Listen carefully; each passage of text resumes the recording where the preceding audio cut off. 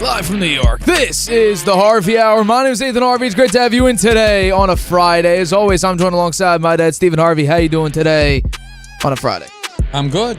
I'm looking forward to the weekend. We're going to the St. John's game. Can't hear you. You got to speak into the microphone. We're going to the St. John's game this weekend. Looking forward to that against UConn. Big game for St. John's. Yeah, no, it should be fun. The first sweep in 25 years, potentially, for St. John's, but I'm sure we'll talk about that at some point, maybe on Tuesday's show, potentially. But we got some NFL news to talk about, a lot of NFL news to talk about, as well as I'll reveal my top 5 teams/players that are under the most pressure going into next season. Also, some breaking news that broke last night. We'll talk about that as well. But to start this show off, let's begin with A.J. Brown recently went on NFL Insiders after winning Super Bowl 59, and he spoke about the fact they have a brand new offensive coordinator, and his interesting quote about what he said about how this Eagles team needs to evolve heading into 2025, 2026 season. Take a listen. We have to find ways to get better. You know, it's a lot of film out there on us. We just won, and you know, God's going to be coming at us. We're not the hunted anymore. We're the hunted, and we have to get better. So he thinks they got to get better. I don't know how much better. You had a 2,000-yard rusher. Jalen Hurts played arguably his best game of his career in the Super Bowl. Their defense shut down the Kansas City offense and gave Mahomes. This is probably his worst loss of his entire career because there is no excuse. He didn't have a terrible offensive line like he did against the Bucs in that Super Bowl. He just played poorly. They did not run the football at all, the Chiefs did. The Eagles did everything. So the fact that A.J. Brown says that they need to be better next year is my question to you. Do you think that this Eagles team can be quote-unquote better, and does that increase their odds of repeating as Super Bowl champions? Any business, any sports franchise, professional, college, high school, elementary, there's always room for improvement. You can always get better. So I agree with his assessment. I like the we're not hunting anymore. We're the hunted, and we have to get better. So that sets a standard, and I think that's good to try to have a stretch goal to get better. Even though you just won the Super Bowl, they are going to be hunted. Every team is going to be looking to beat them, and I think their schedule is going to be tough. They're not going to have a top draft pick. They're going to be at the end of the draft, so it's a good challenge for them. He says with newfound fame and accomplishment comes a shift in mentality. He said the Eagles have been to the Super Bowl 2 of the last 3 seasons. They crushed the Chiefs here 40-22 to prevent the Chiefs three-peat. Whether they go back and have a rubber match here, the Chiefs have won one against the Eagles have won one against the Chiefs. That's a possibility. Both teams can play for that motivation too.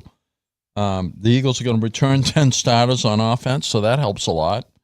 and could have Tyler Steen at right guard, depending on free agency. AJ thinks that the Eagles will need to change and evolve their offense in order to continue competing at their level. I think maybe that's a hint. Hey, throw me the ball some more. He only had 67 receptions this year. Other NFL teams are going to focus on beating them in 2025 as reigning Super Bowl champions, so they need to be prepared. He doesn't know what the wrinkles will look like and the changes, but we have to find ways to get better, he says. The first step was promoting Kevin Patullo to offensive coordinator after Moore left for the Saints, which Brown thinks was the right choice because he already knows the Eagles' offense. So if they're going to get better and have to change, knowing the existing offense, I guess that's a good start. We have a great relationship. I think he's a great hire. The offense was a big topic of conversation, as we both know, in 2024, especially after Brown specifically brought to light how he was frustrated with the passing game. Rumors swirled that his relationship with Hurts wasn't the best, but both Brown and Hurts cleared that air in the late in the season. I think Brown, as I mentioned, he produced his lowest production in his 3-year career with the Eagles, catching only 67 passes, but he had 1,079 yards, 7 TDs in 13 games. He was 12 receptions, 163 yards, 2 TDs in the playoffs. So he wants the ball more. I think that's kind of the undercurrent of all of this, but I don't disagree with him that they have to find a way to improve in some ways and maybe put some wrinkles in there that are not expected by other teams so they can remain competitive, because they are going to be hunted. Well, I agree with that part, because you just were the Super Bowl champions, that you are going to be the hunt, and you can't be the hunters anymore, because what are you hunting for besides maybe repeating a Super Bowl? But you have nobody ahead of you because you were the number one team in the NFL. Where I disagree with is that, yeah, you might need to make it look different, but I don't think you could really improve much more. Unless you want Jalen Hurts to all of a sudden put the ball in his hands more, which historically in the regular season leads to more turnovers. And we saw at the beginning of this year when the Eagles were about 500, it was really the Jalen Hurts show, because they were still getting Saquon tooled in this offense. And then when they finally decided to use the ground and pound game, well, look where Saquon ended up being, a 2,000-yard rusher, the 9th in NFL history. And there was an opportunity for him to actually break the rushing record, but he did the entire season, including the playoffs. But there was an opportunity for him to officially set the record in the regular season, but they chose not to. So I don't think this Eagles team can get much better. They were the number one defense in the NFL. Jalen Hurts had 32 total touchdowns, 5 interceptions, which is incredible because he started off the year really, really bad. I remember the first week of the season against Green Bay, back-to-back interceptions in Green Bay territory.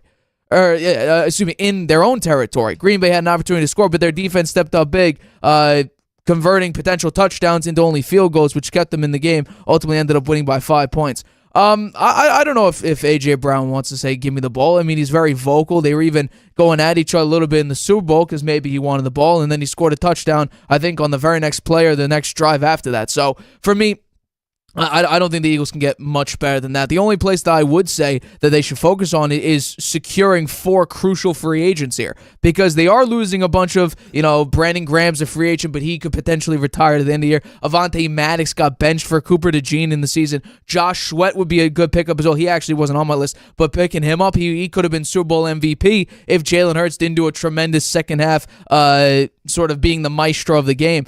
Paris Campbell, I would say Jahan Dotson did his job this season. There's a couple pieces here and there. Like I said, Avonte Maddox got benched and whatnot. Tight end CJ Uzomah, maybe, although Dallas Goedert and Cal Katera are perfectly fine. The 3 players that I really want to, actually 4 players that they desperately need to sign is, first of all, I can't believe I'm saying this just based on the history before the season, would be Mekhi Becton. He was a tremendous right guard for him. Honestly, he was incredible. He was a part of, the Eagles were one of only 4 teams in the NFL to have guards in the top 20 rated by PFF. So the highest 20 guards rated, Eagles were one of 4 teams to have 2 of them, and Mekhi Becton was one of them. Not Denver, who had a great offensive line this year. Not the Lions, who had the first best offensive line in the regular season. No Bills, who Josh Allen didn't get sacked the fewest in I don't know how many years, several years. And no Ravens, who towards the back half of the season had one of the best offensive lines in the NFL. Eagles were one of only 4 teams to do that. Next one will be Zach Bond, the highest graded linebacker and the highest graded coverage linebacker. Interception in the Super Bowl, absolutely capitalized on his contract year opportunity. Eagles should pay him. Next one is Oren Burks, another linebacker for the Philadelphia Eagles. He was the 4th highest graded linebacker and also the 4th highest graded coverage linebacker. Tremendous player all around this season. And the final one is Milton Williams, the best pass rushing interior defender in the NFL. He was a monster in the Super Bowl, generating pressures when they were highly focused on stopping Jalen Carter, who was an absolute beast toward basically the entire year. But we saw him against the Los Angeles Rams when Matt Stafford was driving. He came up with a crucial sack to seal the game for the Philadelphia Eagles. So for me, those are the 4 guys that or I guess if you want to include Josh Sweat. So the 5 guys, but I would really focus on the 4. Mekhi Becton, which again, I saw him play for the Jets. He couldn't stay healthy. He comes over to the Eagles and he plays perfectly fine. Zach Bond, Oren Burks, and Milton Williams. You need to focus on your defense because your offense is basically sealed. You got Devontae Smith on a contract, Saquon on a contract, A.J. Brown's on a contract. You got Landon Dixon, Jordan Mailata. Cam Jurgens did very, very well as well. Landon Dickerson. Who am I missing? A.J. Brown, Devontae Smith, Dallas Goedert as well. They got a bunch of pieces on offense already secured. Like you said, they're bringing back, 10 starters? Well, 10 out of 11 starters. So there you go. So the thing I would focus on is defense. And you know what? You might not even need to bring back all these guys. You know why? Because you have the best general manager in the NFL. Howie Roseman buys guys and drafts guys better than anyone right now in the NFL. Better than the Chiefs, better than the Bills, better than anybody that you could think of. Better than the Ravens. Because he's able to afford, 7 guys on $50+ million contracts. And they somehow make it work. So maybe you don't need to bring back all 4 of these guys. But I would say I would do it because they led to this level of success. They gave you a Super Bowl win and played extremely well in the process of that. Well, I think you're right. Their team is extremely good already. They're certainly not going to improve on the running game. Those stats. Maybe they can. Maybe they can break the record. I don't know how they can be equal, actually. There's never been a 2-time 2,000-yard rusher. True. So that's maybe a little energy there for Saquon Barkley to be. He didn't get the record in the regular season. He did wind up with the most yards by a running back for the full season, including the playoffs. Correct. But maybe that's an incentive for him to be the only back that had 2,000 yards in 2 consecutive seasons, or 2,000 yards, in 2 years, no matter when he gets it. So that's something that's out there. But A.J. Brown said something else. You bring up bringing back Williams and Sweat. He says, go out and get Myles Garrett.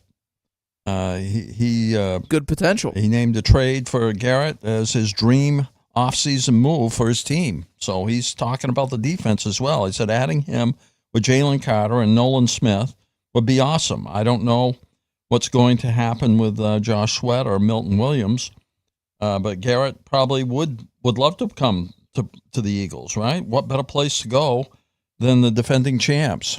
Garrett played all 17 games this year in 2024, 47 tackles, 14 sacks, 3 forced fumbles, a fumble recovery, and a pass defended. So he had an excellent season. Their numbers would look awfully good within the Eagles, already an elite defense, having him there. He's 29 years old. It could help the Eagles long after 2025 if they signed him to a long-term deal. He's going to be good for at least another 3 or 4 years, I think. Lots of other teams are going to love to have Garrett, though. But why wouldn't Garrett? I would think the Eagles would be his first choice. He wants to win a Super Bowl. They've got the best odds to win it again next year. So why wouldn't he want to go there? I think that the only way, and that's a good question. Also, Aiden Hutchinson of the Detroit Lions he was also saying Myles Garrett going to the Lions. The only thing that could capsize the same level of success is if the coordinators switch that the Eagles have already seen as a very detrimental move from off of Shane Steichen. If that completely falls on its face again, this time with Kevin Patullo, then that's the only way that I could see this team completely falling apart. Because their defense, Vic Fangio is still the DC of this team. So the defense shouldn't be in a Sean Desai, Matt Patricia, who's the DC, who's calling plays. One's on the field, but is he the one calling plays? One's up in the booth. Is he? That whole mess from the previous year, that's over. That's not going to happen because Vic Fangio did a phenomenal job. It's the only when that you bring in this new offensive coordinator, Kevin Patullo, where it's, okay, well, are they going to do the same thing that Kellen Moore did? Are they going to try to replicate it? Are they going to try to move off of it and do something differently? Are they going to get Jalen Hurts more involved? Are they going to stick with this ground and pound? Are they going to focus more on the running game and not let Jalen Hurts be as effective? Really, this team lies at the feet of Kevin Patullo right now because Nick Sirianni isn't calling plays. He's a locker room and culture guy. Yeah. Vic Fangio's defense just became the best defense in the NFL this past year. So right now, the only way that this completely falls apart is if Kevin Patullo and this offense completely sputter for a long period of time. Yeah, because the defense could hold its weight. They find a way to bring Myles Garrett in there. Wow. With their offense, 10 of 11 starters coming back, a defense that has most of the defensive line in place there, and add Myles Garrett to it. Wow. Yeah. And I think they'd have a good shot getting them. I don't know what the Browns likely to do. I mean, they're gonna demand a lot. No. They're gonna demand a lot. So I don't know what the Eagles would be able to give. They don't want to give up any of the really good players. So I'm not sure what they would give. I mean, their first-round draft pick isn't until last in the first round. Still a first-round pick, though, for a team that hasn't had a first-round pick in 3 seasons. I'll take 2 of the first chance I got instead of having 0 like I did the past 3 years. That's the Cleveland Browns. Mm-hmm. Let's get into our next topic here. So Los Angeles Rams quarterback Matt Stafford has been the subject of multiple trade rumors this offseason. The 37-year-old quarterback has 2 years remaining on his current contract, but is seeking an extension to have him closer to the league's highest paid signal callers like a Jared Goff, like a Trevor Lawrence, Jordan Love, Joe Burrow, etc., Dak Prescott.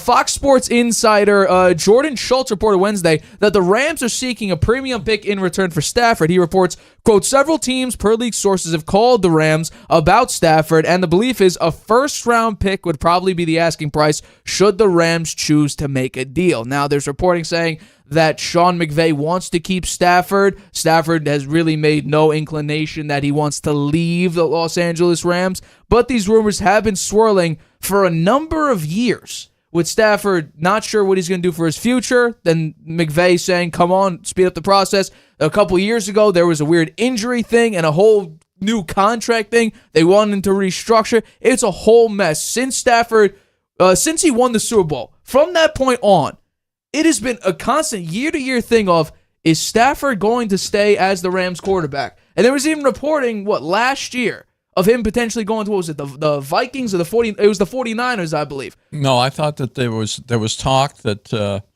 Vikings would swap quarterbacks with the Rams, yes. and Darnold would go there. No, it was Kirk Cousins. Mid-season. No, it was Kirk Cousins. I'm pretty sure it was Kirk Cousins. No, it was during the season. There was this talk. Season.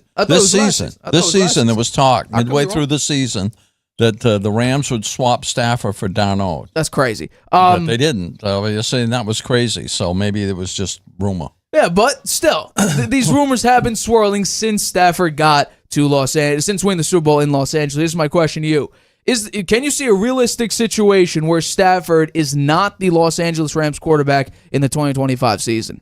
Yeah, it's possible. I think he's had some injuries, right? And the Rams, they're not this past season, but the season before, he was out for multiple games. They even brought Baker Mayfield in there at the end of the season, and he played well for them. But I think they worry about that a little bit. He is 37 years old.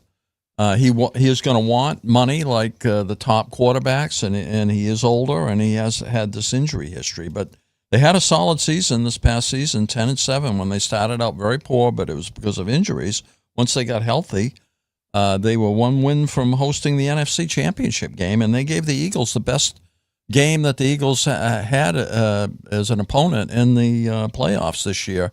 They were driving for the winning score in the snow, and Jalen Carter had that sack, and then it was 4th down, and they couldn't convert. But they gave the Eagles all they could handle in that game. And the Rams, I think they can compete for the Super Bowl. They they have a defense that's very good. They had the defensive rookie of the year in Jared Verse. They've got really two big important issues here. It appears they're going to move off of Cooper Kupp, and rely on what they have, or maybe draft another wide receiver. They got to make a decision regarding Stafford, who technically has 2 more years remaining on his contract, but just $4 million guaranteed of his $49 million cap hit. In 2026, there's no guarantee in the contract. So the Rams agents, the Rams have given Stafford's agents permission to talk to other teams to see what a contract would look like if he was traded this year. So that's where we are right now, and I think it's risky for the Rams. You got a proven commodity there. Matthew Stafford is a quality guy. I mean, he took a pounding in that Eagles game, and he still had them driving for the winning score at the end of the game. He's a competitor. He makes other players around him better. He's still very mobile. He throws the ball well. He has the wide receiver core he works well with. The Cooper Kupp may go, but you still have Puka Nacua there. So, if it were me, I'd hang on to him. I mean, I would, because what's your other option? Jimmy Garoppolo, a 41-year-old Aaron Rodgers. I mean, what are we doing here? So I would stick with Stafford. And I think that because you're apparently, if you go to the Giants, you're asking for the 3rd overall pick, which they would never, ever give up for an aging quarterback in Matt Stafford. And besides, the numbers don't make sense. But when it comes to what's Stafford's value now, I don't think it's that high, especially when you're about to lose what had been the key piece of your offense, at least in the air. So I decided to come up with some numbers here. When he has his own group of wide receivers, let's call them, I don't know, you call them the Avengers, I guess. Matt Stafford throwing it to Cooper Kupp and Puka Nacua. Let's check out the numbers when Stafford has both versus not has both, or I guess in any other game. He's significantly a better quarterback, 15-7 compared to 7-11 for all of their games, and that's including with just one of them out there. Not only with just not without both of them, but just with one of them out there. 200, basically the same amount of passing yards. Touchdown interception ratio is significantly better with both of them out there, 39-11 compared to 15-16 with either one of them out there or none of them out there. I think that's probably the most shocking part about this. Passer ratings at 98.6 with both of them out there versus an 83.9. Team points per game. They score about 5 points a game more. So Matt Stafford, when he has both of these guys, is an incredible quarterback, but without them, he's actually below average. Significantly below average, I would say. So, and I think because of how close Cooper Kupp and Matt Stafford are, maybe that's where the rumors really decided to pick up, because they have a very close relationship. And when all of a sudden Cooper Kupp announces, it wasn't reported by the Rams, it wasn't reported by Adam Schefter, Ian Rappaport. Cooper Kupp broke the news that the Los Angeles Rams were planning on trading him, and apparently he said it would be very soon. We haven't seen anything yet come out about that, or any potential leads to what team he'll be heading to. I saw the Commanders are a heavy favorite now. So maybe that irked Matt Stafford a little bit, saying, why are you getting rid of a key piece? And we saw him being disgruntled towards the end of the year. Cooper Kupp was about his role in the offense, and I can understand it to some extent with Puka Nacua being the shining star in this. But if you were to go to a team, I think it really depends on what it is. So I came up with a list of QB-needy teams or potentially quarterback-needy teams, and this is what I've come up with. The Giants, Jets, Raiders, Titans, they all need quarterbacks. They either don't have one or they're terrible. And then there's potentially quarterback-needy teams. The Steelers, are they going to have Russell Wilson, Justin Fields, or will they need to look out for one? The Saints, Derek Carr, he's a massive cap hit, but you may want to sacrifice that and say, you know what, let's get a brand new quarterback anyway. Colts, Anthony Richardson can't complete a pass. That's the only reason why he's here. And then the Browns. You got to get off Deshaun Watson's cap hit at some point unless you want to still be historically one of the worst offenses in NFL history. So these are my potential teams. If we go to the Giants and the Jets, and even partially, actually, if you go to any of these teams, the number one issue that I see that's glaring is a average to below average offensive line.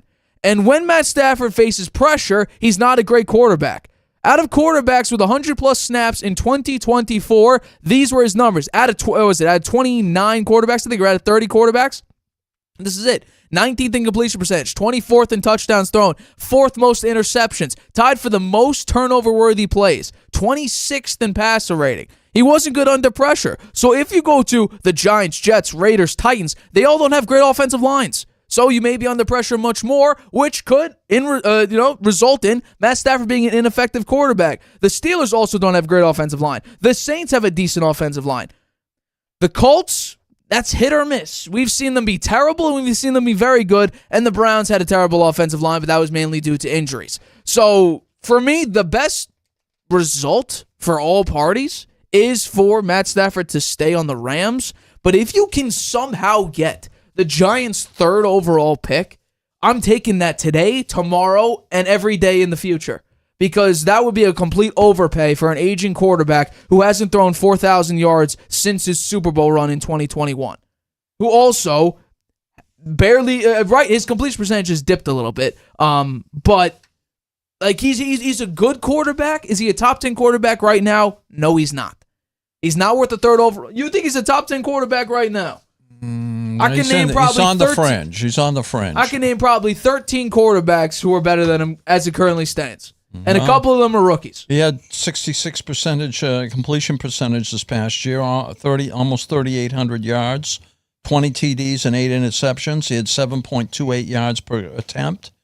He is 37 years old, and he has somewhat of a history of injuries. But he had a good year this past year. Good. I would say it's mainly the defense that really kept him in a number of these games. No, but he played in the first 4 or 5 games. He played without his best wide receivers. Both of them were out. Right. I'm talking about afterwards, though. That's where the offense, or that's where the defense was really the key piece here. Yeah. Because the last 3 games that the Rams played, because the very last game Garoppolo was out there and they lost to the Seahawks. But the last 3 games, when basically everybody was out there, they scored 12, 19, and 13.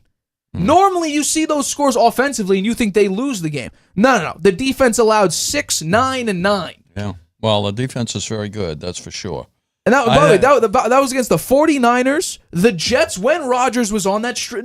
You always talk about Rodgers. The second half of the season was really good. It's pretty good. 18 touchdowns, 4 picks from week 8 to 18. And then the Cardinals, they only beat them by 4. The Arizona Cardinals, who we have a quarterback in Arizona who's getting paid like he's a top 13, 14 quarterback in the league, but according to at least Bleacher Report, I think he's the 19th or even below that. So Kyler Murray's not a great quarterback in my opinion, but you barely beat him. You beat him by 4 points. Yeah, well, pitiful. I think they either got to figure out how to give him more guaranteed money or trade him. And he did help them win the Super Bowl in 2021. That wasn't so long ago. That was the defense. And he hasn't really shown many signs of slowing down, I don't think. You named the possible landing spots. I think Pittsburgh is one of them. That was potential quarterback-needy teams. They have their choice among many quarterbacks, actually, Wilson or Fields. My thought, and I've said this on prior shows, I think they should stick with Fields. The Steelers, they're desperate, I think. Even though Tomlin has 18 winning seasons in a row, they lost 6 straight playoff games and haven't won a playoff game since 2016, allowing at least 28 points in all of those 6 losses. That's the longest streak in the NFL history. Other options are Darnold and Rodgers, but I think Fields would be just as good an option as either of those guys. On the Giants, I think the Giants may try hard to get him. And you know what? I think Shane and Daboll, they might be happy to give up that 3rd pick to get him because their jobs are on the line, and they need a quarterback that can play. That's not somebody out there that's going to be turning the ball over a lot. Well, and based on the pressure. So if you're in a spot where you're going to lose your job if you don't have a season that's half decent this year, you want to put it all on Ward or Sanders. If you have a chance to draft them, one of those guys, I doubt it. I think they're going to want to go with somebody who's got some experience. Those guys will. I don't know what the ownership is thinking there. Stafford, I think, would be a great option, particularly with Malik Neighbors there. No. Also, Chad Hall is going to be the assistant quarterbacks coach for the Giants, who is Stafford's brother-in-law. So his wife probably wouldn't be opposed to moving to New York. Stafford will have a say in where he's traded from a family perspective, the Giants would probably have the upper hand. The Raiders, you had them on your list, right? As quarterback needy teams, yes. Yeah.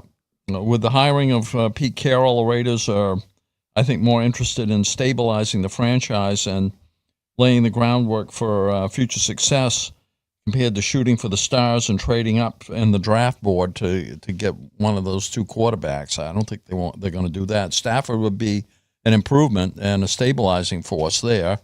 You didn't have the again, bad offensive line. That's the issue. No, maybe they would use their draft picks to improve their offensive line. The Vikings you didn't have on the list. I was surprised. Because they have a rookie quarterback. That would be the return to the NFC North. Will Darnold return? We don't know. Will J.J. McCarthy start right away? We don't know that. Will they bring in a bridge quarterback like Daniel Jones to play at the beginning? That's what I think if Darnold goes. O'Connell was the OC for the Rams in the Super Bowl win in 2022. So I would think Stafford would be happy to play for him. He goes to an elite wide receiver core there, too. So don't count out the Vikings. That would be a return for Stafford to the NFC North. You have the Titans on your list as well, right? I do. Worst team in the NFL, so I don't think they're very attractive. Callahan was Stafford's quarterback coach for the Lions in 2016-17. Tennessee's open to trading out of the number one pick.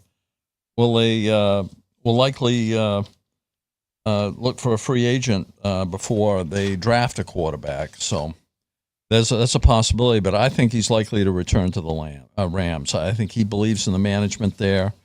They're going to have to make some adjustments to his contract. That would make the most sense to me. There's no way. The Vikings, that wouldn't make sense. That wouldn't make sense at all. You don't think so? Why? Because you have a year two guy who in the preseason was literally probably an inch away from taking the starting job away from Sam Darnold. He was playing that great. I mean, that's what it was. It was open competition. Sam Darnold, if we want to use Mike Tomlin's term, he had the pole position for that starter. But J.J. McCarthy was making strides to be the starting quarterback. And my guess would be, we saw the record when it turned out to be, so maybe not. But there was actually a chance that J.J. McCarthy could have started in the regular season last year. Mm-hmm. I agree. So I don't know if you want to bring in Matt Stafford, an aging quarterback, and then unless J.J. McCarthy just isn't ready to go. And Rodgers is asking for too much money. Russell Wilson you don't think is very good.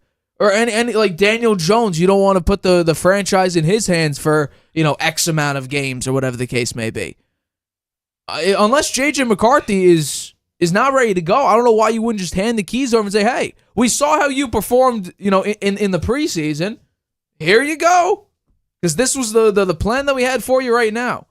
Sam Darnold, he would be, a $40 million franchise tag? Why would you do that? I understand he just went 4-13 and made the playoffs, but I mean, we saw he had moments of horrible play.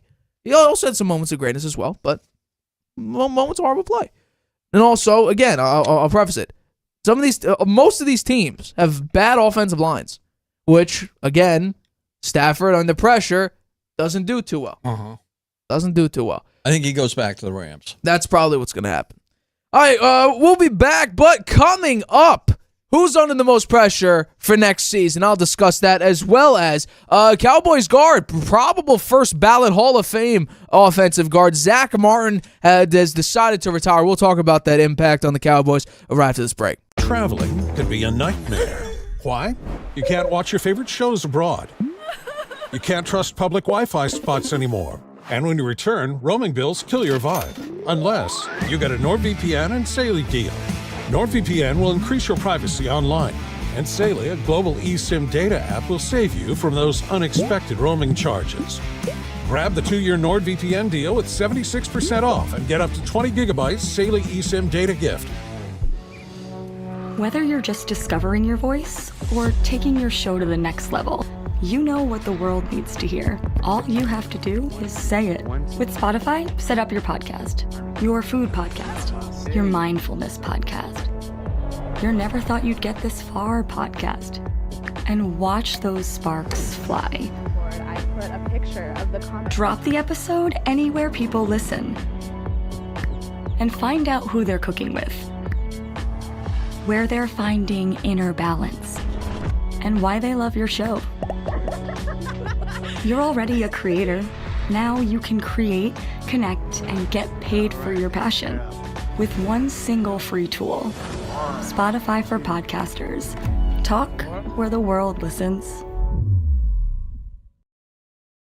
Welcome back to the Harvey Hour. My name is Stephen Harvey. It's great to have you in today on a Friday. As always, I'm joined alongside my dad, Stephen Harvey. Let's get into our next topic of tonight's show. So I think it's very important because now we're currently in the franchise tag window. We have until about March 4th. And then a couple weeks down the line from now, March 12th, the official new league year opens. So that's when free agency is going to hit a massive boom. So there's a lot of choices that teams are going to need to make entering free agency. And some like Travis Kelce, giving him the Chiefs reportedly giving him an ultimatum and saying, hey, you got to figure this out. We got to know. Or a deadline, not an ultimatum. We got to figure this out right now. Are you staying or are you going?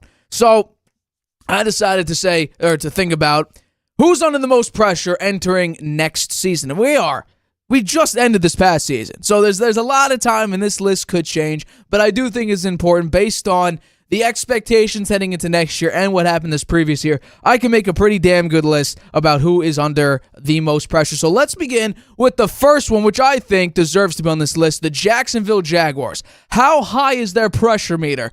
Well, I think it's about 25%, and I think it focuses a lot on Trevor Lawrence. He was paid 5 years, $275 million. That's an average annual value of $55 million per year, and at the time, it was tied for the highest paid quarterback in the NFL. And he went 2 of 8 this past season, looked terrible with a great rookie wide receiver, and really completely fell apart this season. Now, let's be honest here. He's in the worst division in football, and if people want to talk about his one winning season because he went 8-8 the previous year, or last year, I should say, not this past year, but the year before, he went 8-8 because he got hurt in week 16 or week 17, so he didn't play in that one. 2023, he went 8-8, so he only really has one winning season in his entire career. The last time we saw him, he went 2-8, and Mac Jones at times outplayed him this past season. But let's talk about the past 2 seasons. He has a 10-16 record, just below a 64% completion percentage, 32 touchdowns, 21 interceptions, an 87.4 passer rating. And honestly, and this is just facts, not opinion, he is Daniel Jones. He is a more expensive version of Daniel Jones. So we could take a look at Trevor Lawrence and say, well, the potential is there. The potential for him being a generational talent is there. Show it to me. The worst division in football. And Daniel Jones had significantly less talent than Trevor Lawrence has had his entire career. Daniel Jones had 1 year of a decent wide receiver who's just coming into the NFL. So show me where he's worth $55 million per year. Earn his money. Let's move on to the next one, which is the Indianapolis Colts. How on fire are they? Where's the thermometer at? Let's go to 35%, and mainly let's focus on Anthony Richardson here, because Colts GM Chris Ballard hasn't quite given up on Richardson yet, but the Colts are expected to bring in some quarterback competition in the offseason. So that means that clearly they don't trust him, and rightfully so, because he can't complete a singular pass beyond 25 yards. He did have the highest average depth of target this season, but he had, and this is crazy when you think about it, last year's 47.7% completion percentage is ranked 207th out of 221 quarterbacks with that were within their first 2 years who started at least 11 games. 207 out of 221 in their first 2 years. This past season, Anthony Richardson put up that number. It's terrible. It's absolutely terrible. Let's expand it a little bit. Let's increase the sample size here. In two seasons, Richardson has missed a total of 1 full NFL season. He's missed 17 games so far in 2 years, which is crazy. But let's speak about those 2 seasons, because he is 305th out of 373 players in career completion percentage for players who started for at least 2 seasons and started at least 15 games. He doesn't complete passes. This can't be your franchise quarterback when he can't complete a singular pass. Joe Flacco outplayed him. We talk about the Steelers early in the season when their defense was at its peak, and we always defend Justin Fields and how well he played. You know who outplayed him? Joe Flacco, who was the starting quarterback for a decent portion, and also replaced Anthony Richardson because Richardson got benched. Joe Flacco. So if an aging quarterback who is coming a year off his couch, winning comeback player of the year, is outplaying you and then they replace him for you, not a great look. You had one really good game against the New York Jets. We have to realize Mac Jones did a number on the New York Jets this season and throughout his career with the Patriots. So just going to throw it out here. It's not Madden. It's not Madden, including myself. I always look for one-play touchdowns. Anthony Richardson's trying the exact same damn thing. It isn't Madden. Complete a pass maybe under 25 yards, then you'll increase your completion percentage and be probably a decent quarterback. But I have yet to see it. Anthony Richardson and the Indianapolis Colts are 35%. Let's move on to the next team, the New York Giants. How hot are they? Well, let's go to about a 70 here. Because guess what? The only reason why they're this hot is because they're going to fire everybody. Everybody's going to get fired because they have the hardest schedule entering next season. You have no quarterback, no running back, a not good offensive line, one real weapon, a defense that was improved. However, they were 27th in running defense. When you have a trench filled with Brian Burns, Kayvon Thibodeau, Lawrence, you have beefy guys on the defensive front, and you're 27th against the run. Remember the offensive line that was upgraded? Once Andrew Thomas went down, they were dead last in the NFL. From week 7 on, the worst pass-blocking offensive line in the NFL.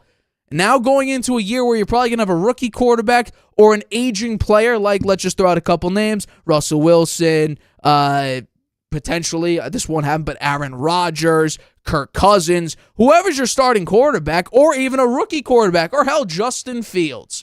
They're going to go into a team that is not set up to win, that does not have a great offensive line, that has one real weapon on offense, no running back, not a great defense, one of the worst secondaries in the NFL, and going with the hardest schedule in the NFL. Brian Daboll, Joe Schoen, they're going to get fired probably within the first 6 weeks of the season, so they're at a 70 for me. Let's go into the next one.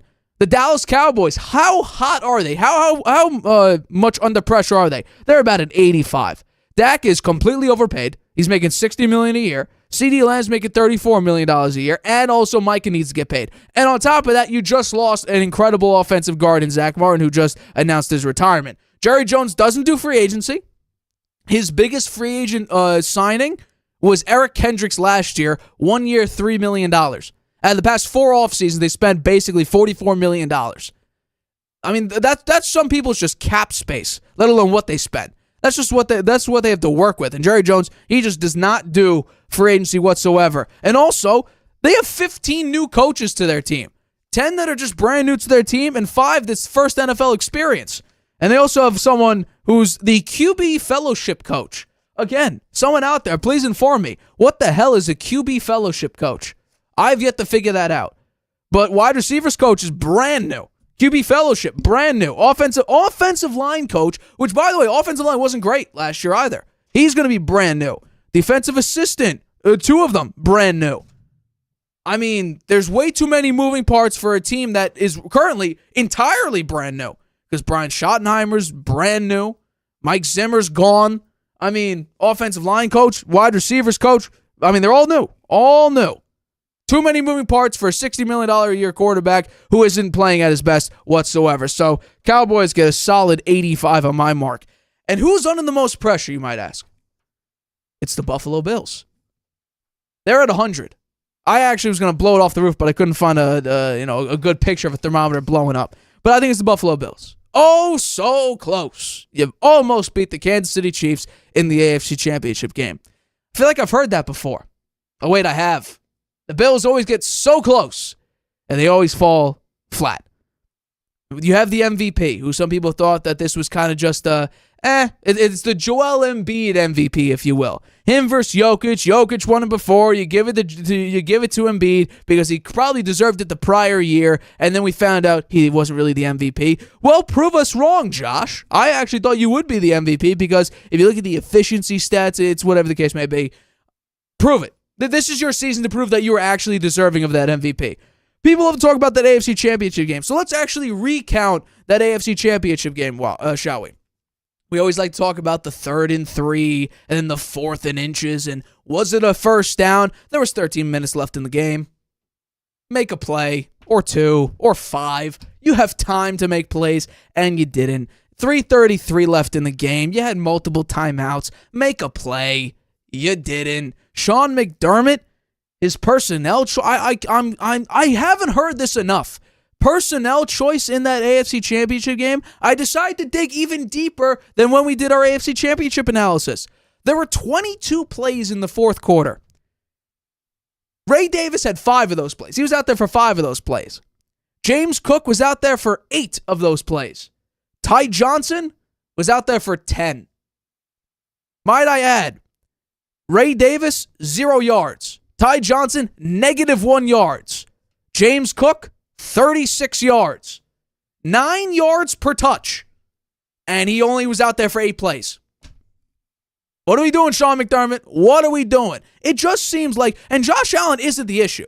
He had a couple missed throws here and there, especially early. Could have been 2 interceptions on back-to-back plays. But Sean McDermott is the guy who really deserves to be under fire here. Because personnel choice is terrible, defensive calling. I mean, what are you doing? The bracket coverage with the 13 seconds left. And this game, your defense got cooked consistently.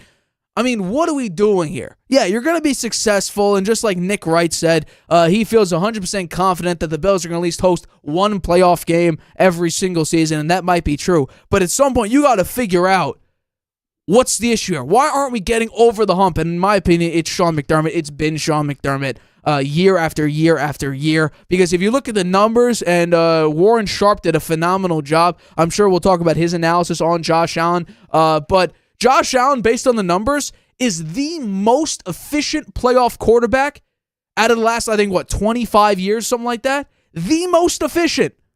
So it's not Josh Allen, and I never really thought it was Josh Allen. Were there a couple misplays here and there? Yes, but every quarterback has those.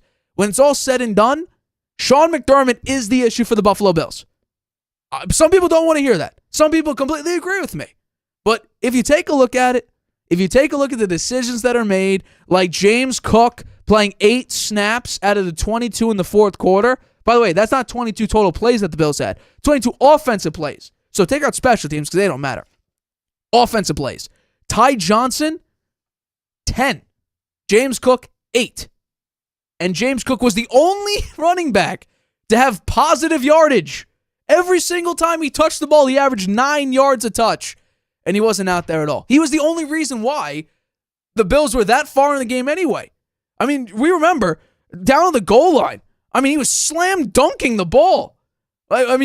It's crazy. That's my list. So Jaguars 25, Colts 35, Giants 70, Cowboys 85, and then the Bills break the thermometer at 100. Mm-hmm. So those are my most under pressure. Yeah. Well, I think that's a credible list you've got there.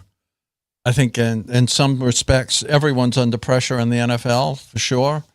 Not so much the players that, in the players' respect, that had great seasons this year, but when you have a great season, you come up short in the playoffs, then you get a lot more scrutiny, and you have more pressure on you going into the new year. I see some other head coaches that are going to be under pressure. I think Mike McDaniel is going to be under pressure. He hasn't really done much. This past year was because Tua got hurt, but then they had an opportunity to maybe sneak into the playoffs, but they needed a lot of help. He's got to do something more this next season for sure. And you have Daboll on there and the Giants. I agree with you. If they don't perform well in the early stages of the season, they both could be fired. You look at their schedule; it's one of the toughest in the NFL again. I don't know how do they have such a tough schedule every year. They've had terrible seasons. They play 6 games against good teams. Well, yeah, that's true. But the rest of their schedule, you'd think they would get some sort of a break having such a horrible results every year. I would think they would be a little better. I think the Cowboys, they are under a lot of pressure. Why they picked Schottenheimer to be their head coach is a little surprising to me, and the fact that he replaced so much of the coaching staff, as you mentioned, 15 that really brand new guys and have Dak Prescott come out and say, we're right there. We're right there. They're not. They are not right there. They're right there to be maybe third in the division. but I don't think they're right there to win it. That's for sure. And you got Jerry Jones, who's a wild card there. As you mentioned, he doesn't like to bring in free agents. He just lost an all-pro lineman who retired at 34 years old. So I agree with you. I think it's a good list. I might add Mike McDaniel there. You look at the. Well, here's my question on that. I want to say on that real quick. What are the Dolphins' expectations for 2025? I would think that the ownership would expect the playoffs. Okay, so you want them to make the playoffs. I mean, they have. Look what they went out and spent the money for Tyreek Hill. Who, by the way, said he wants out. No, but he's retracted that now. Yes, he has retracted that. Yes. They have Jalen Waddle, right? They have Tua, who when all three of them are healthy, he's one of the better quarterbacks in the NFL. They need to find a way to improve their defense. Mike McDaniel's an offensive guy. He needs to find a way to improve that defense. That's part of their problem, and he has to keep Tua from making a stupid decision and headlong into somebody and getting another concussion. Okay. Playoffs. So let's go. I listed some AFC probable playoff teams. You tell me which one the Dolphins are going to replace. The Chiefs? No. Buffalo? No. Baltimore? No. Cincinnati? No. Chargers? Probably not, but maybe. Pittsburgh? Maybe. Denver? Denver had a good year. Went 10-7 with a rookie quarterback. Yeah, and they have a great coach, so I don't think they replace them. So there's a couple teams there, maybe. Maybe the Chargers and maybe the Steelers, maybe. I think the Steelers. They keep having winning seasons, though. Yeah, but you could have a winning season and not make the playoffs. And then we also have and again, people hate it, absolutely hate it, whenever I mention this or whenever we mention it, but it is the facts. There is no other way to put it. You take a look at Tua Tagovailoa in January and December when it gets cold out. He is not even close to the same quarterback. When it's at 45 degrees or below, he hasn't had a single win. I think he's 0-8. I mean, that's when you need him to be at his best, when he's playing in the late games. But if you're telling me that once it gets basically to be sweater weather, that Tua freezes up, how are you ever going to get far? It could That's be why I say the pressure is on Mike McDaniel. No, if they don't win, Tua, if anything. If they don't win, he's going to get fired. I don't know if they just gave Tua a big contract. They ain't giving him away. And then I completely disagree. Like January, here we go.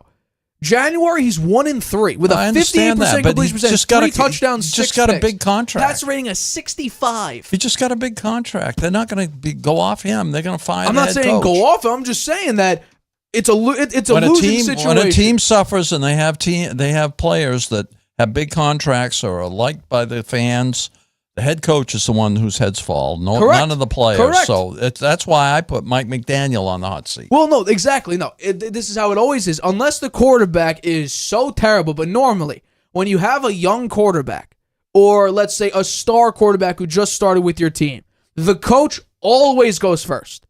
Always. We saw it with Aaron Rodgers. We saw it with Russell Wilson. We see it all the time. And then the quarterback eventually goes. Because we saw Nathaniel Hackett got fired. Russ was the next one out the door, even though they had the biggest cap hit in NFL history. Broncos didn't care. They wanted him out of the building. Now we saw Derek Carr eventually. I mean, he had a bunch of coaches with Las Vegas, and eventually they got rid of him.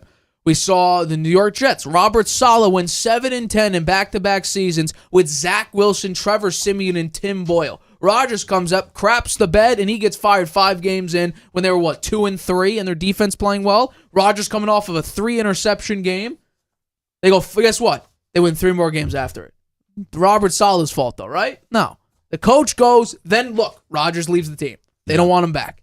That's how it always is. So I'm not saying that So Yeah. that would make sense. No, McDaniel will be fired, and Tua would be there until they get rid of him after his contract runs out. It's a losing situation. Tua freezes up in cold weather. He's 12-11 if you want to include December as well. He's 12-11 in December and January. But when it matters the most, the late games and in the playoffs in January, he's 1-3, 58% completion percentage, 3 touchdowns, 6 picks, a 65 pass rating. That is a losing situation. Okay, Whether well- you're Andy Reid, Kyle Shanahan, Nick Sirianni, Dan Campbell, whoever else you want to say, losing situation. Well, thank you for making my point. It's up to Mike McDaniel to find a way to break through with that. He's got to find a way to get Tua to play well in cold weather. I mean, if Mike McDaniel isn't dialing up interceptions. No, but he's the one that's head's gonna roll, Nate. You're missing my point. No, I completely Who is understand the one your that's point. has the But you're most telling- pressure? The Right, person who has right. the most pressure here is the head coach, Mike McDaniel. Right, but what I completely get what you're saying. It's up to Mike McDaniel. I mean, look at your list here. You got 2 coaches on there. I do. You have McDermott and Dable, right? Correct. Out of your 4 or 5 picks there. Right, but I said the It's, Cowboys, it's everybody. Who Well, else? the Cowboys, Schottenheimer is not much pressure. He's a brand new head coach. He's brand new. They got to fire him after 1 year. Jerry Jones never fires his head coaches. Hold on. Not right off. Hold on. Look how long he stuck with he stuck with Mike McDaniel for quite a few years. Should have kept him. Not Mike McDaniel. I mean Mike McCarthy. Mike McCarthy, yeah, And, should've and kept before that, Jason Garrett. Jason Garrett. He stuck with him way too long. Way too long. Yeah. Yeah. Well, Jerry Jones is realizing, as he's been saying for probably 7 years, he doesn't know how many more years he's got in him, so he wants to see the Cowboys win. Maybe if Brian Schottenheimer craps the bed, which I fully expect to happen, because there's too much newness, well then, why not get off him? Because nobody is giving Brian Schottenheimer the credibility of being a good head coach. Because what is his resume? Really nothing. Really nothing. His father.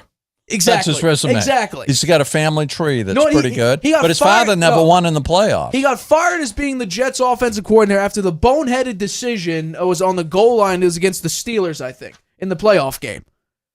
I mean, that's probably his biggest thing. He didn't even call plays last year.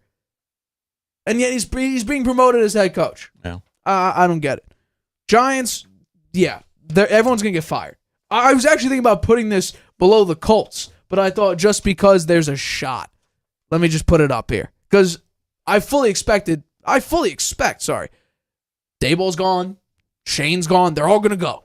Because they have the hardest schedule in the NFL. They have no quarterback. They have no running game. They have one wide receiver threat. And if we do a little hint at a potential mock draft that I have, if they have Travis Hunter, maybe that helps a little bit.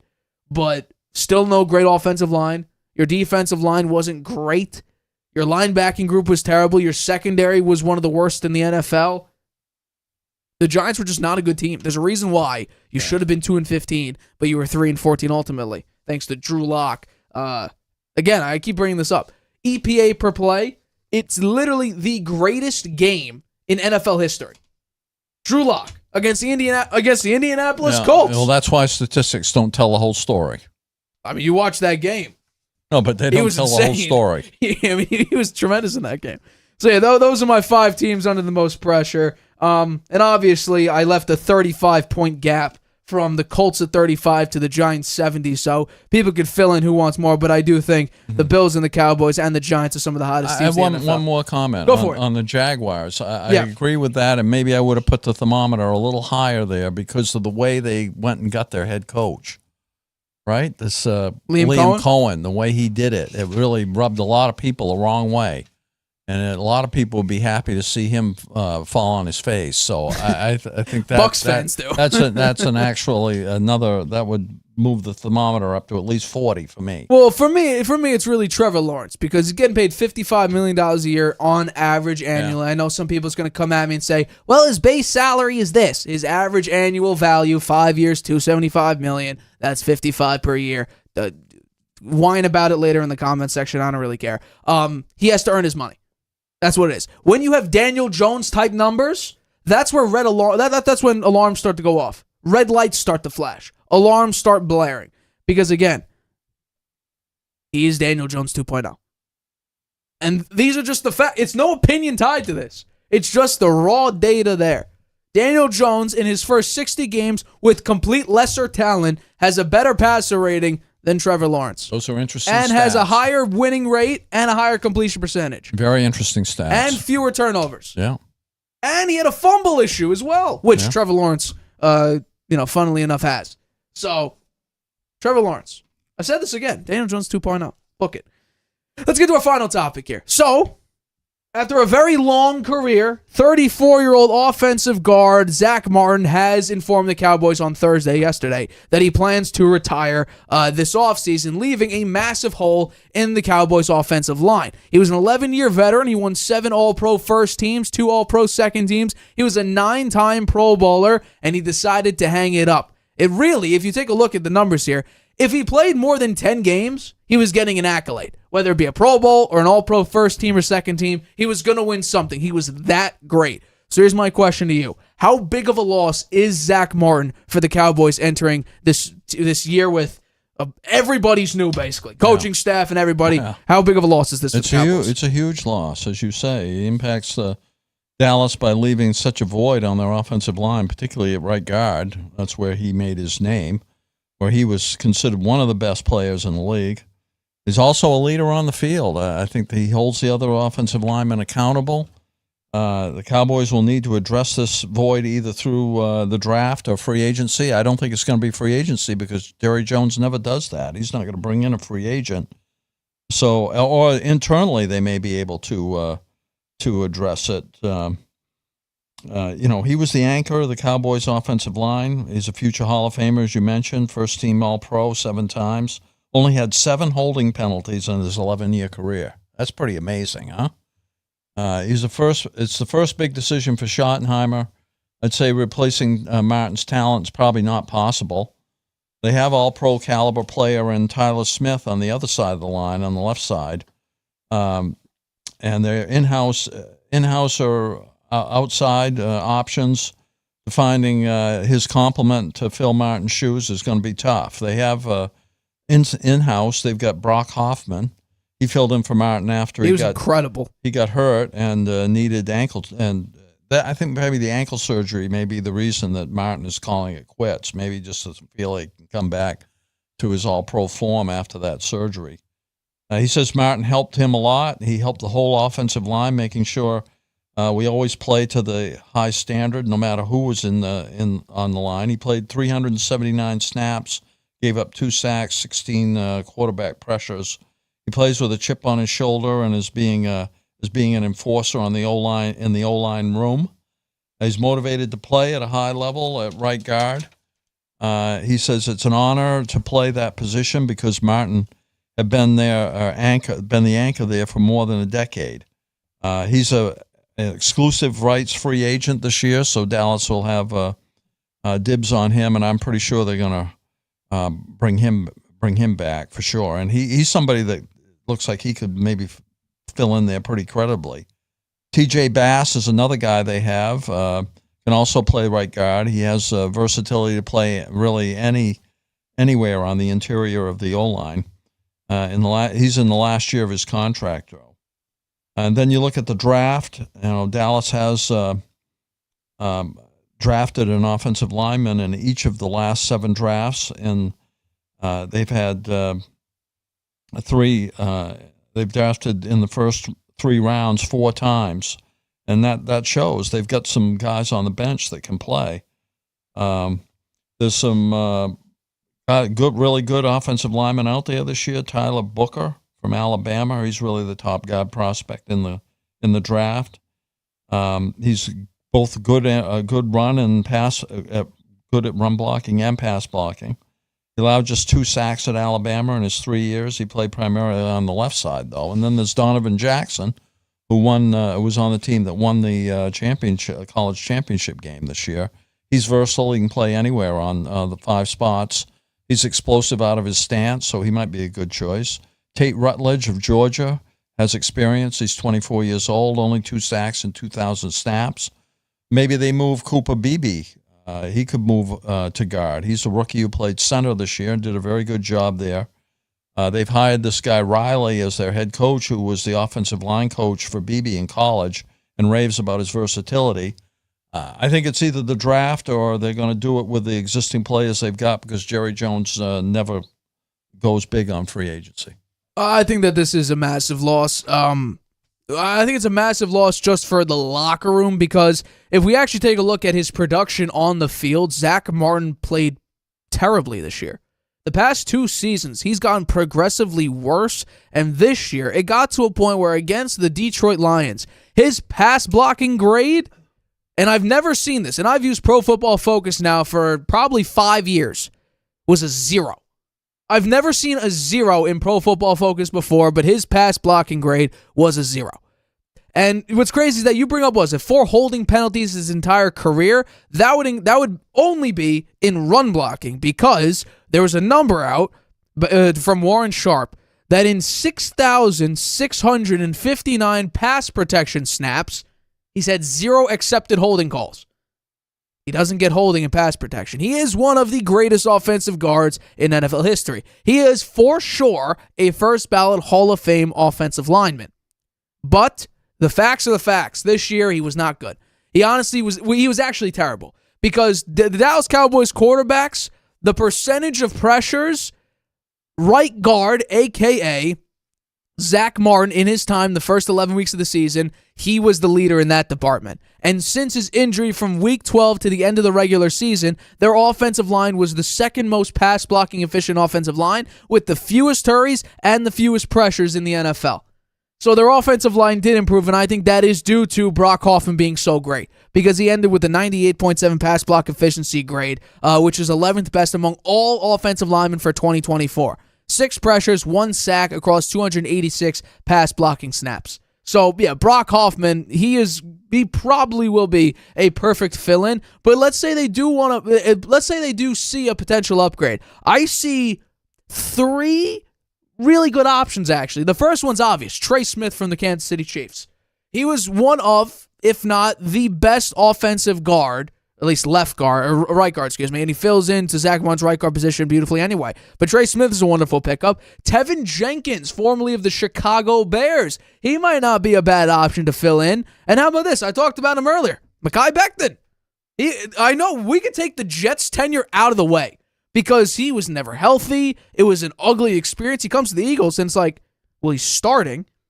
He's part of the best running attack in the NFL.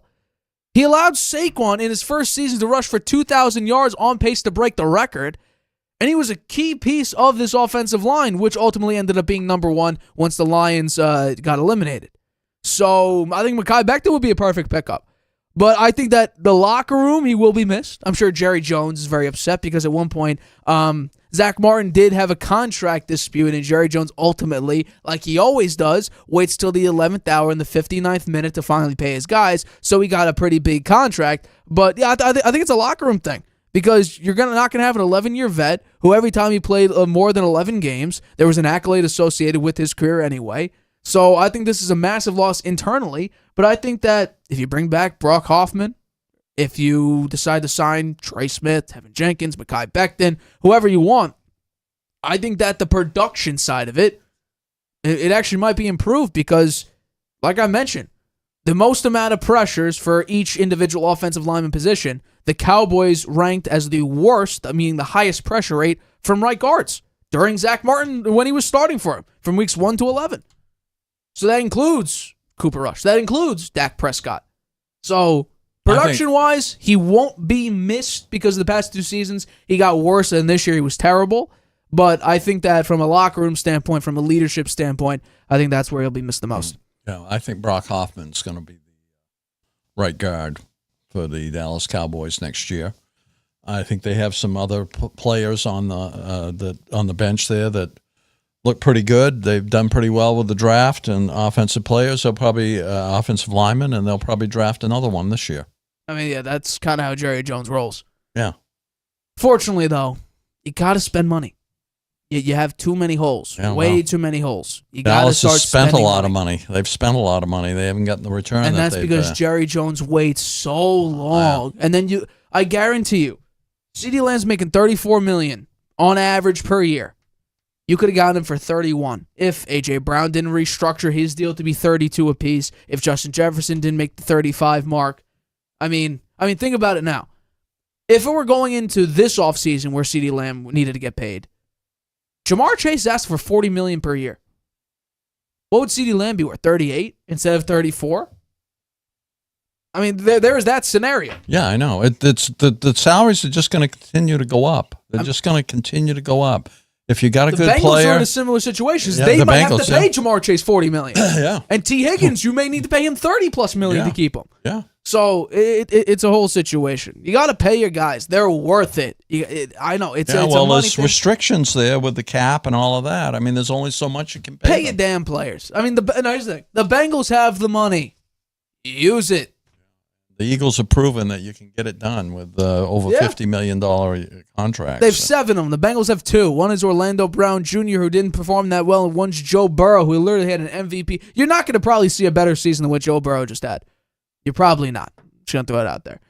All right, that does wrap up today's episode of the Harvey Hour. We thank you so much for the constant support, as always. Look for us on Tuesday, but my name is Nathan Harvey. That's been Stephen Harvey. This has been the Harvey Hour. We'll be back Tuesday, 6:30 p.m. Eastern, right here on YouTube.